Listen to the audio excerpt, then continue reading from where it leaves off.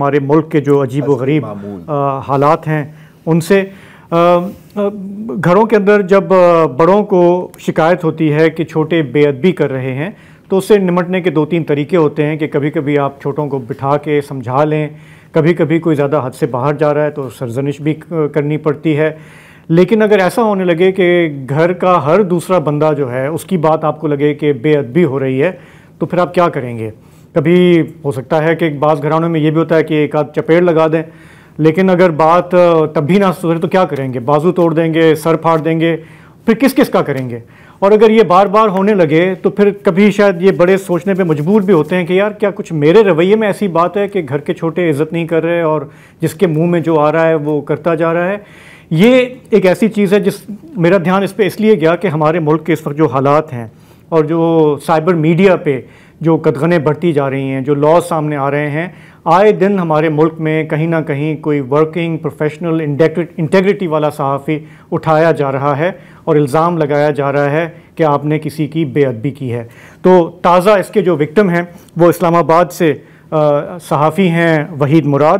وہ digital plate form ہے Urdu news, اس سے وابستہ ہیں.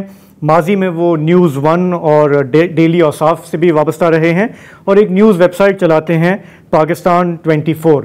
میں پرسنلی ان کو جانتا ہوں، وسعت بھی جانتے ہیں، آپ بھی شاید جانتے ہوں. ان کے بارے میں جانتا ہوں، میں ان سے ملا ہوا ہوں. وہ بہت ہی ایک شائستہ طبیعت کے مالک ہیں اور ان لوگوں میں ان کا شمار ہوتا ہے جو اپنا جو صحافتی اقدار کی پاسداری کر کے اپنا کام کرتے ہیں، ان میں ان کا شمار ہوتا ہے. تو کل رات وہ بھی ویگو والے افراد کا نشانہ بن گئے. رات کی تاریکی میں کوئی 2 بجے کے آس پاس ان کے گھر پہ دھاوا بولا گیا. کوئی 15 سے 20 اہلکار تھے، نقاب پوش تھے، کالے کپڑے انہوں نے پہنے ہوئے تھے اور انہوں نے ان کے گھر کا دروازہ توڑ کر اس میں داخل ہوئے. طریقہ واردات ہم سب جانتے ہیں کہ یہ کون کرتا ہے. ان کے پاس کوئی وارنٹ نہیں تھا اور وہ وحید مراد کو اپنے ساتھ اٹھا کر لے گئے. گھر میں اس وقت ان کی ساس عابدہ نواز موجود تھیں. وہ آلریڈی بزرگ ہیں، پیشنٹ ہیں، ان کی صحت کے مسائل ہیں. انہوں نے ان کو روکنے کی کوشش کی، پوچھا کہ بھائی کیا مسئلہ کیا ہے، لیکن ان کو بھی دھکے دیے گئے، ان کو بھی اس میں چوٹیں آئیں. انہوں نے کیا دیکھا پہلے یہ سن لیتے ہیں. انہوں نے بات کی صحافی اسد طور کا جو پروگرام ہوتا ہے یوٹیوب پہ انسینسرڈ، اس میں انہوں نے اسد کو کیا بتایا، پہلے اس کی ایک جھلک. میں سو رہی تھی، آواز شور ہو رہا تھا بہت زیادہ. وید سے میں نے پوچھا کہ کون ہے، کہتے ہیں پولیس آ گیا. میں نے کہا کس لیے، کہتا ہے کوئی پتہ نہیں. میں نے پھر پوچھا، وہ نیچے سے آوازیں دے رہے تھے کہ جی ہم آئے ہیں افغانیوں کو دیکھنے آئے. تو اس نے وید نے کہا کہ میں افغانی نہیں ہوں. کہتے ہیں نہیں آپ دروازہ کھولیں.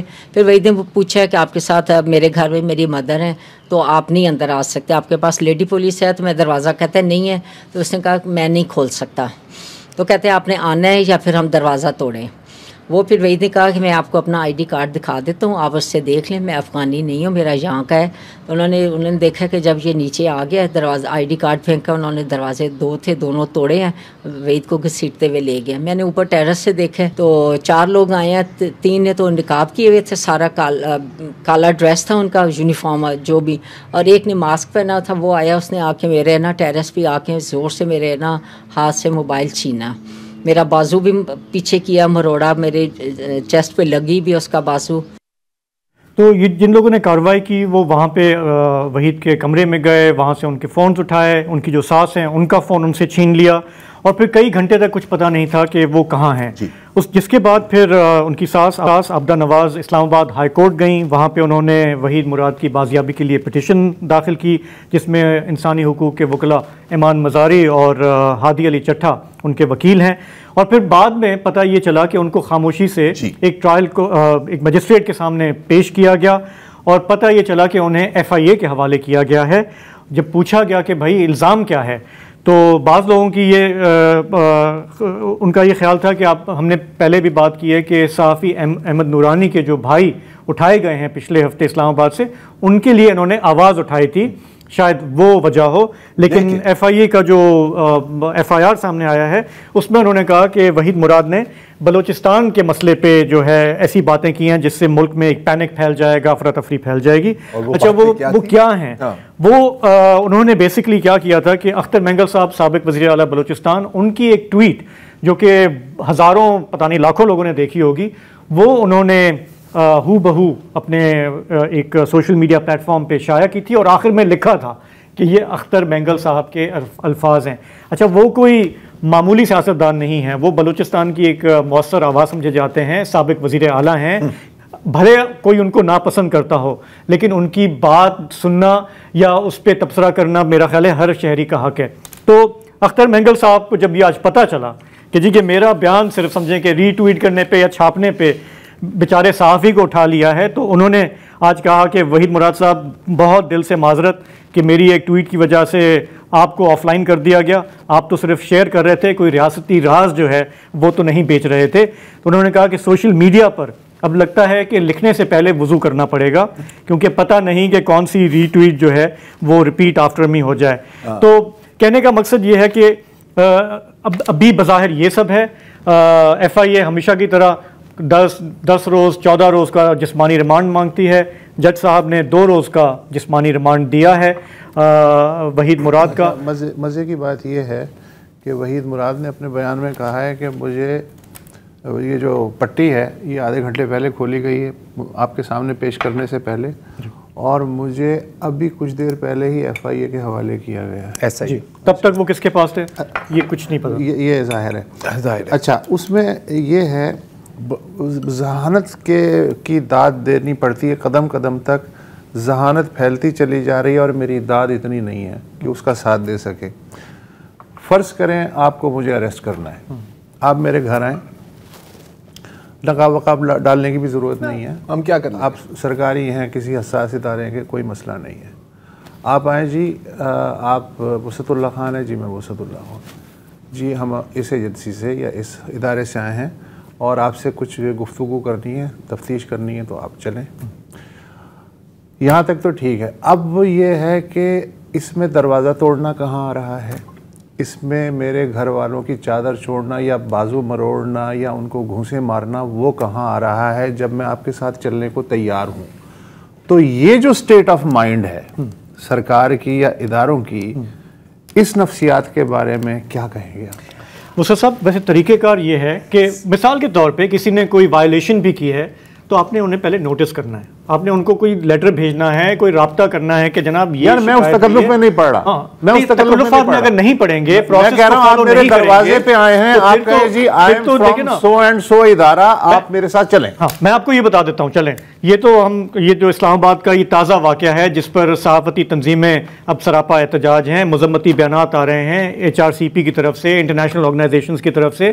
کل پرسوں ہم بات کر رہے تھے فرحان ملک کی، ہم نے یہی بتایا کہ جی جج صاحب نے، ہاں ٹھیک ہے نا، جج صاحب نے کہا کہ جی کہ یہ کیا کیس اٹھا کر لائے ہو. انہوں نے کہا کہ جی ان کو آپ جوڈیشل ریمانڈ پہ بھیجیں، بجائے اس کے کہ ایف آئی اے اس سے کمپلائی کرتا. فرحان ملک کئی گھنٹے تک غائب رہے.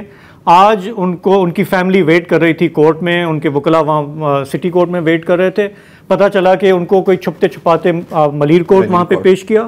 اور جو ایف آئی آر اب جو سامنے آئی ہے اس میں مطلب وہ کل آپ کہہ رہے تھے نا بھینس چوری والی بات، وہ بالکل ہو بہو یہی ہے کہ یار اب بھینس وہ ڈھونڈ رہے تھے کال سینٹر، ہاں انہیں مل گیا بھینس کی بجائے انہوں نے کال سینٹر ڈھونڈا. ماڈرن بھینس، کوئی وہ مالی فراڈ ہے کیا ہے. ساری ایف آئی آر آپ پڑھیں، کون لوگ ہیں وہ، کیا کر رہے ہیں. ایک لائن ہے کہ جی بندوں نے کہا، ملزمان نے کہا کہ جی یہ سب ہم فرحان ملک کے کہنے پہ کر رہے تھے. ملیر کورٹ میں میجسٹریٹ نے کہا جی 5 روزہ ریمانڈ. ایک اور مقدمہ ہو گیا نا. اچھا، اب مسئلہ یہ ہے کہ یار ہم فرحان ملک کی بات کر رہے ہیں، وحید مراد کی بات کر رہے ہیں، اتیاچار کی بات کر رہے ہیں. یار ایف آئی اے کی بیچارگی بھی تھوڑا سا، میں تھوڑا سا اس پہ بات کر رہا ہوں. بالکل، بہت لوگ دیکھیں ایف آئی اے کو نشانہ بنا رہے ہیں. مجھے ایک حد تک ہمدردی بھی ہے، اور وہ اس لیے ہے کیونکہ آپ کو ایک آرڈر ملتا ہے کہ یار یہ جو بندہ ہے نا، اس ہر قیمت پہ تم دو اسے فکس کرو. وہ آپ پہ ہے کیونکہ دیکھیں ادارے خود مختار ہیں، رائٹ، آٹونومس ہیں، آپ کے پاس اپنی ایک سوچ ہے. تو یہ آپ پر ہے کہ آپ نے کیا کیس بنانا ہے. وہ بیچارے بیٹھ جاتے ہیں کہ یار اب کیا کریں یار. ہاں یہ بھینس چوری تو ہم نے پچھلے کیس میں استعمال کی تھی، اب سب تو بھینس چور نہیں ہو سکتے نا یار. تو پھر آپ کو بڑی کریٹیوٹی استعمال کرنی پڑتی ہے، پھر آپ کو ایسے کام کرنے پڑتے ہیں. آپ دونوں بات کر رہے ہیں پروسیس پر. مجھے پروسیس سے کوئی غرض نہیں ہے، مجھے ریزلٹس، آؤٹ کم چاہیے. اچھا، اب یہ جو ساری آپ چیزیں کر رہے ہیں، اس کا ڈیزائرڈ ایم کیا ہے؟ اوکے، اب ظاہر ہے خوف پھیلانا، جس کو ہم کہتے ہیں چلنگ ایفیکٹ. ٹھیک ہے، آپ نے فرحان ملک کو اٹھا لیا، آپ نے وحید مراد کو اٹھا لیا، آپ نے XYZ کو اٹھا لیا، سارے صحافی دبک کے بیٹھ جائیں، سب خاموش ہو جائیں. اچھا خاموش ہو جائیں گے، ٹھیک ہے، ٹویٹر پہ کوئی پوسٹ نہیں کرے گا، کوئی ری ٹویٹ نہیں کرے گا، فیس بک اپنی بند کر لیں گے، دل و دماغ نہیں چینج ہوگا. وہاں پر ایک کرٹیکل میس بڑھتا جائے گا. ٹھیک ہے، آپ کا اگر ہماری ریاست کا بدقسمتی سے خیال ہے کہ ہر مسئلے کا حل ہے جبر کا استعمال. جبر کی ایک لمٹ ہوتی ہے سر. میں آپ کو 2-3 مثالیں دیتا ہوں کہ پچھلے 4 سالوں میں 5 سالوں میں ذہنیت کیسے تبدیل ہوئی ہے لوگوں کی.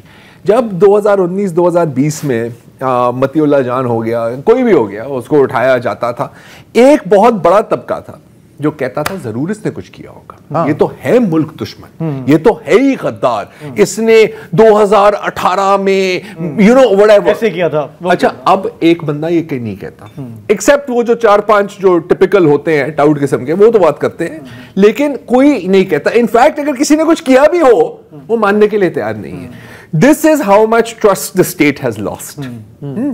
ایک ہوتا ہے، اب تھوڑے میں فلسفے میں نہیں جانا چاہ رہا، لیکن ایک ہوتا ہے سوشل کانٹریکٹ ریاست اور شہری کے بیچ میں، وہ اس وقت اس کا کوئی وجود نہیں ہے. رائٹ، جب سوشل کانٹریکٹ تباہ ہوتا ہے، اس کا یہ مطلب نہیں ہے کہ معاشرہ تباہ ہو جائے گا یا اسٹیٹ تباہ ہو جائے گی 5 دن کے اندر. It is a process. یہ لائٹ سوئچ نہیں ہے یہ آن آف کر دو. It is a process. جہاں تک خوف کی بات ہے، خوف کا ایک حد ہے، جبر کی ایک حد ہوتی ہے، اور میرا خیال ہے ہم وہاں پر پہنچتے جا رہے ہیں. اب ایک اور جو چیز ہے جو مجھے ہمیشہ میں اس پہ سوچتا ہوں، اور آج کل کیونکہ بڑی سخت ریاست ہماری بنتی جا رہی ہے نا، کہ سخت کس پر ہے اور نرم کس پر ہے. بہت اچھا. ہم دیکھیں جن پر زور نہیں چل رہا، ایسا ہی ہے. دیکھو ایک بڑی مشہور مسجد ہے اسلام آباد میں، ان کے جو امام صاحب ہیں، لال مسجد، وہ باقاعدہ کلیشنکوف اپنی گود پر، جیسے کہ آپ کا کوئی پیارا بچہ ہے آپ کی گود پہ بیٹھا ہوا ہے، رکھ کے ریاست کو چیلنج تو بہت چھوٹی بات ہے، دھمکیاں دے رہے ہوتے ہیں. دہائی گزر کے کچھ نہیں ہوا سر، دہائیاں گزر کے کچھ نہیں ہوا.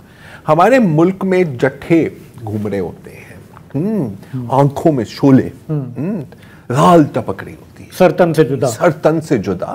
وہ اس سے افراتفری نہیں، they are their own law. وہ جج جوری ہمارے ہوتا نہیں ہے، جج اینڈ ایگزیکیوشنر ہے سر، پولیس بھی وہ خود ہے. وہاں پر کوئی سختی نہیں، ان سے جج پناہ مانگتے ہیں. ان کو، فرحان ملک کو، وحید مراد کو، میں لمبی لسٹ آپ کو سنا سکتا ہوں. کیوں؟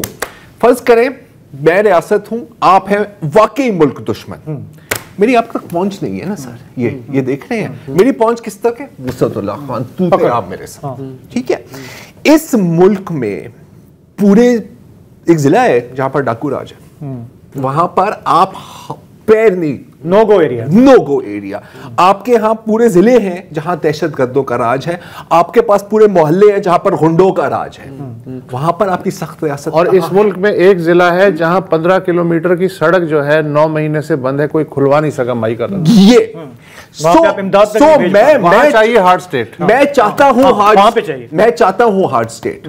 I am in favor of it. I am in favor of a strong state جو اپنی will کو انفورس کر سکے، لیکن وہاں جہاں will کو انفورس کرنے کی ضرورت ہے، اس طرح کی حرکتوں سے آپ کو کچھ حاصل نہیں ہوگا، آپ کو نقصان ہوگا. یہ پاگل پن ہے. ہو سکتا ہے کہ سوچ یہ ہو کہ اگر یہ روز کی ٹویٹیں سب بند ہو جائیں تو ایک سکون ہو جائے گا، اور جو رپورٹ جاتی ہے اوپر کہ یار عوام کیا سوچ رہی ہے، تو آئے گا جی عوام تو کچھ سوچ ہی نہیں رہی ہے. I think you have a very good point. یہ بچپن میں سے ایک سوری آخری بات، کہ بچپن میں آپ جب چھپن چھپائی کھیلتے تھے، آپ نے کبھی چھوٹی بچوں کے ساتھ چھپن چھپائی کھیلی ہے؟ بہت چھوٹے بچوں کے ساتھ وہ چھپتے نہیں ہیں، وہ کونے میں جا جاتے ہیں اور یوں کر جاتے ہیں، وہ خود کو چھپا دیتے ہیں کہ اگر میں آپ کو نہیں دیکھ سکتا اس کا مطلب ہے آپ مجھے نہیں دیکھ سکتے. اچھا مجھے یہ آپ کی ایک بات بتائیں، اگر کسی کا یہ خیال ہے سوشل میڈیا کو گیگ کرنے سے یہ معاملے ختم نہیں ہوں گے، دب جائیں گے، لوگوں کی توجہ کہیں اور جائے گی، مجھے یہ بتائیے کہ 77 میں جو موومنٹ چلی تھی بھٹو صاحب جس میں معزول ہوئے تھے،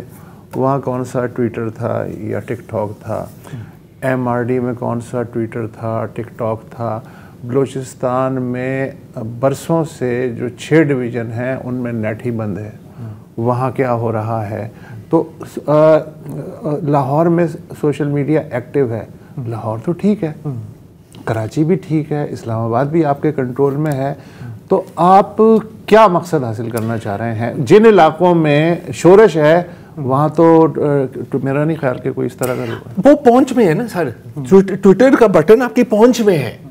سوشل میڈیا پر اگر کسی نے کوئی بات کی, اچھا انہوں نے کوئی بات ہی نہیں کی. دیکھو اگین مین پوائنٹ یہ ہے, میں دن رات یار میں مانیٹر کرتا ہوں, لوگ ایسی ایسی باتیں کرتے ہیں کہ یار میں کہتا ہوں کہ یار خدا کا خوف کر, اور کرتے بھی ہیں یہ, ہمیں کرتے ہیں, آئی نو, مطلب گالن بلوچ بھی ہو رہا ہے, پتہ نہیں کیا وہ یہ فیک ویڈیوز جو چل رہے ہیں, فیک ویڈیو, سب ملک توڑنے کی باتیں ہوتی ہیں, لیکن وہاں پہ نہیں زور چل رہا, وہاں پر آپ کا زور چلتا ہی نہیں ہے.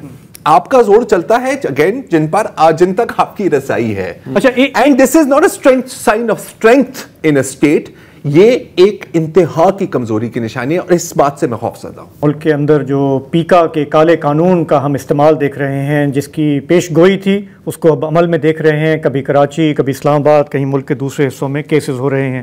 سو آپ دونوں سے میرا ایک سوال ہے کہ ہمارے ہاں جب ہم یہ دیکھتے ہیں کہ جو اس طرح کے کیسز ہوتے ہیں, ہمیں تجربہ بھی یہ بتاتا ہے, پہلے ہم بات کر رہے تھے نا کہ ملک دشمن, اینٹی اسٹیٹ, فیک نیوز, تو ہم یہ اسیوم کرتے ہیں کہ کچھ لوگ اوپر بیٹھے ہیں سسٹم کے, جنہوں نے ایکچولی ٹھیکہ لیا ہوا ہے نا ملک کے اصل مفادات کا, اور باقی سب لوگوں کو کچھ پتہ نہیں ہے. لیکن ہمیں تجربہ یہ بتاتا ہے کہ ایکچولی یہ جو کارروائیاں ہوتی ہیں, they have very little to do with آپ کے چاہے جو پولیٹیکل ویوز ہیں, یا اس کا اصل جو اس میں جو خلش ہوتی ہے, وہ کسی کا ایگو کہیں ہرٹ ہوا ہوتا ہے, کسی کو یہ لگتا ہے کہ یار اس بندے نے یہ جو خبر دی ہے اس سے میرے پہ سوالیہ نشان اٹھ رہے ہیں, میری اپنی کارکردگی پہ کہ میں کیسے ملک کو چلا رہا ہوں. تو ادھر بھی ہمیں یہ لگتا ہے کہ جو ہمارے ہاں طاقتور شخصیات ہیں, یا تو ان کے ایگوز اتنے فریجائل ہیں, یا وہ زیادہ حساس ہیں, آپ سے ہم سے زیادہ حساس ہیں کہ وہ مائنڈ کر لیتے ہیں. تو جب اصل وجہ وہ ہو اور ہم اس بحث میں الجھتے ہیں کہ جی کہ اس ٹویٹ میں ایسا کیا ہے اینٹی اسٹیٹ, تو اس کا کیا حل ہے, کیسے؟ I think you have hit the nail on the head.